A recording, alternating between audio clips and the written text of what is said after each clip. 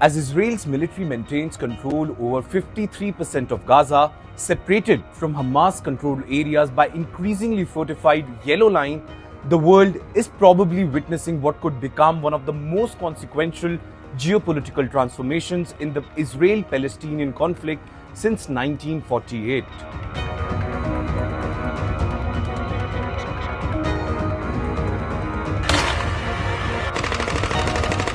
The de facto partition, originally intended as a temporary withdrawal boundary under President Donald Trump's ceasefire plan, now appears poised to solidify into a permanent division, a development that would fundamentally reshape the Gaza Strip and redefine the parameters of the decade-old conflict.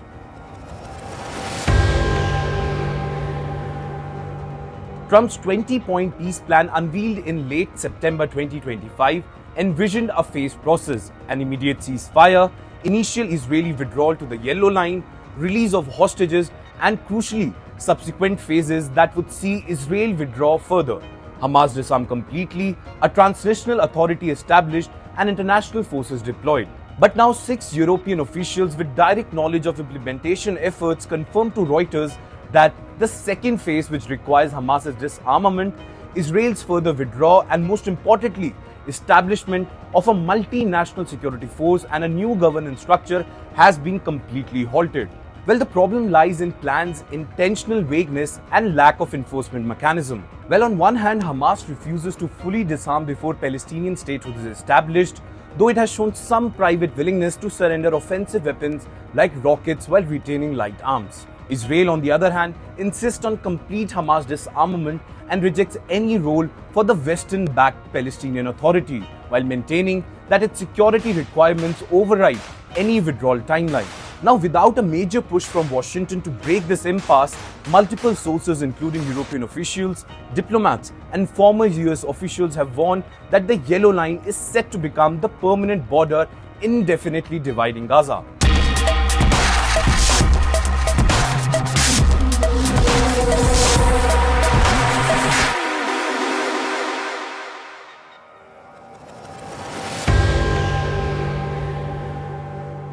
If this partition becomes permanent, it would represent one of the most significant territorial as well as political developments in the Israeli-Palestinian conflict since the 1948 war.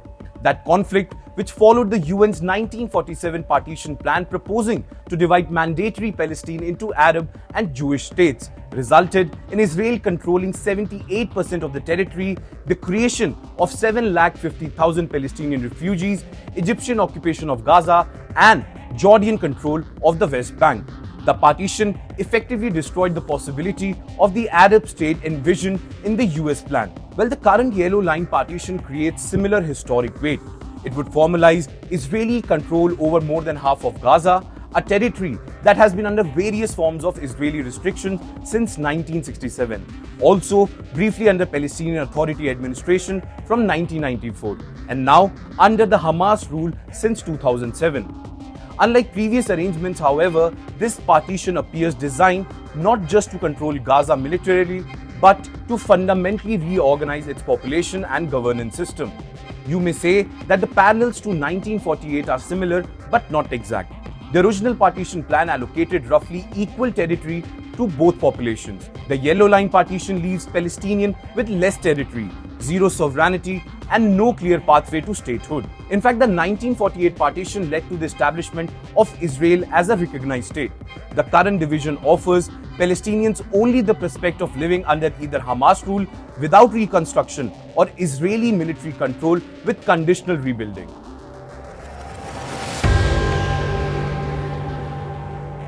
Well, adding another dimension to this partition is the reported plan for the United States to construct a military base near the Gaza border. This development signals something unprecedented: direct, long-term American military involvement in Gaza's future, going far beyond traditional diplomatic mediation or military aid system. In fact, critics argue that this force would operate under the pretext of reconstruction and security, while effectively ensuring the demilitarization of Gaza and the dismantling of the resistance infrastructure.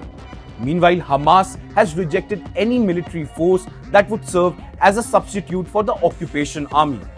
Well, to sum up, the yellow line demarcated by cement blocks and enforced by military checkpoints increasingly looks less like a temporary ceasefire line and more like the 21st century version of partition, a division that, like those before it, may shape the region's politics and conflicts for the generations to come.